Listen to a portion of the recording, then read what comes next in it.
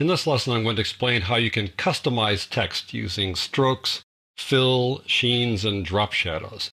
Let's go over to Working Files and open up Projects and go on down to Text Properties, 1605 Text Properties. This time we're going to work with a light yellow solid background. Go to the New Item button and click on Title. We'll call this one Text Properties.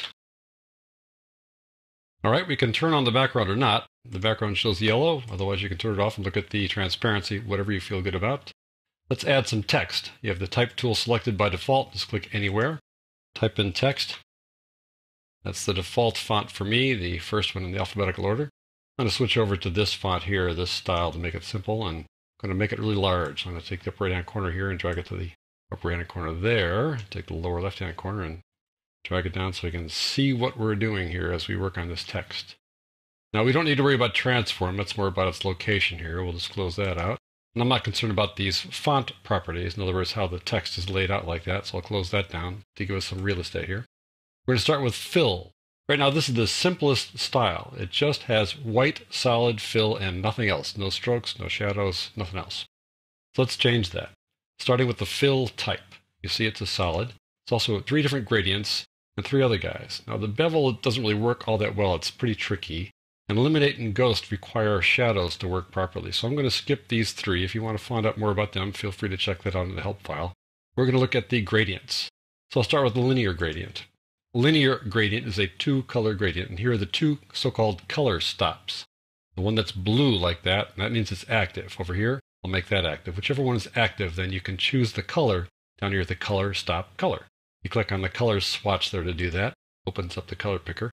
Let's just pick red here or some other color that's kind of prominent, like that. That means now that this part of the text will be red. The other part isn't currently white. We can click on the other stop and then change its color to something like, let's say, green. You pick the color that works for you. And that is a linear gradient. Now you can adjust the nature of the gradient in terms of where things line up by dragging these little stops around. Notice how I'm pulling the red up to the top, pulling the green down like that, pulling it closer together so the green now dominates. If I want the text to be somewhat transparent, I can click on the color stop opacity. Whichever color stop is selected, which is the red one right now, I can drop the opacity on that. Look through it like so. If I turn on the yellow background, it might be more obvious. Goodbye, red text. You can make things fade away, which is helpful, particularly when you create shapes to use as a track mat. All right, I'm going to turn the yellow back off again. The linear gradient is a per character basis. If I change the angle, you'll see how the angle now is on a per character basis. It's not like angling through all the text as one word. It just goes through each character like that. And the repeat means you can repeat the gradient over and over again, like that. There you go. If I move the color stops, that'll change it too. You can cover the entire thing depending how far apart you pull the color stops. See how that works? Let's go to radial gradient now. Change to the radial gradient. See how each text item is a circle now? The color stops work the same way here. I click on one to make it active. I can change it from green to something else. There we go. If I pull it up, this is the center of the radial. You might not really get that as I pull it up there, but it's way down there. But I can adjust that by where I position these stops. Pull the stop down, and I can move that in like that. The next one down is a 4-color gradient. It's the same basic process. You choose one of the color stops and change the color. You can just have 4 different colors. I'm going to go make this a solid again because I want to work with a sheen. And it's a little more obvious when you work with a sheen to have a solid in the background to see what's going on. Switch back to solid. Maybe tone it down a bit. That's kind of bright red. Let's tone it down to not so bright. There we go.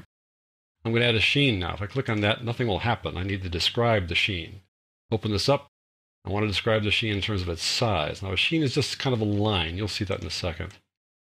Makes it look like it's glowing. It's kind of cool. There you go. You can adjust the size of that, and you can adjust the angle as well.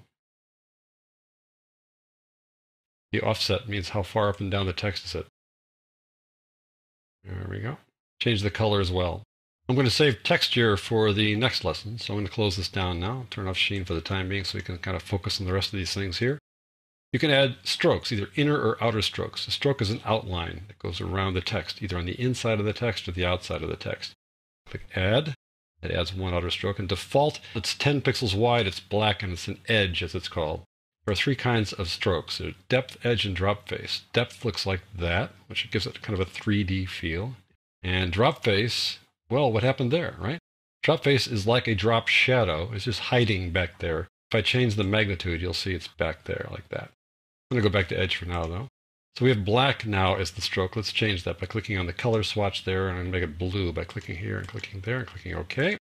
Now I'm going to add another stroke. So I go up here, Add, puts another stroke, and it goes outside of the current stroke. Wherever the current stroke is, this expands outside that. So if I change the first stroke to, let's say, 20, then that's going to push this new one farther out like that. I'm going to expand this a little bit to the right so I can see more of the instructions like that, so you can see more as well. There you go. If I want to change the order, if I want that black on the inside and blue on the outside, I can move these guys up or down. If I move it over a little farther, you can see there's a move down there. I'm just going to move this guy up to like that. That makes it easy. So now black is on the inside and blue is on the outside. That's how strokes work. You could have a sheen with the stroke as well. You'll find lots of presets have sheens in the strokes. You have a sheen on one part of the stroke and a sheen on another stroke. It's in a different location. Makes it look kind of cool. So I'm going to add a sheen here to this first one. There it goes. This time it comes on by default when you turn it on. You can change the offset a bit, change the angle a bit, like so. Then I can put a sheen on the blue one as well and have it go in a different place. Sheen there on the blue, and we can have it go a slightly different location, different angle, like that. Give it a sheen in a different direction like that. Change the offset a bit. You can add so-called texture to the stroke, so I'm going to explain that in the next lesson. Moving down here to shadow, add a drop shadow to it. You can barely see that something happened. Something kind of slid down there to the right. I'll move it a little bit farther by changing the distance. There's the drop shadow right there. You can define the drop shadow. You can say how opaque it is. 100% opaque, drop it down.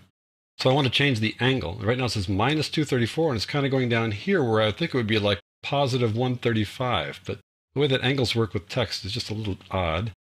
Here's 0 degrees, as you'd expect, kind of pointing north. I'm going to go to 90 now. When it gets to 90, at 91, it's going to go to minus 269. Odd how that works, but you can just see it. There you go. You can increase the size of it. And then the spread will soften the edges. You go up to 100% spread, it just softens the edge. Not much, just a little bit around the edge. It doesn't make it much larger. And the distance is something you control again like that. Those are the 4 basic things that you can do to customize text. I'll just remind you again. It's fill, strokes, inner or outer strokes, sheen, and drop shadows. I'm going to explain how you can add texture and pictures and logos to your titles in the next lesson.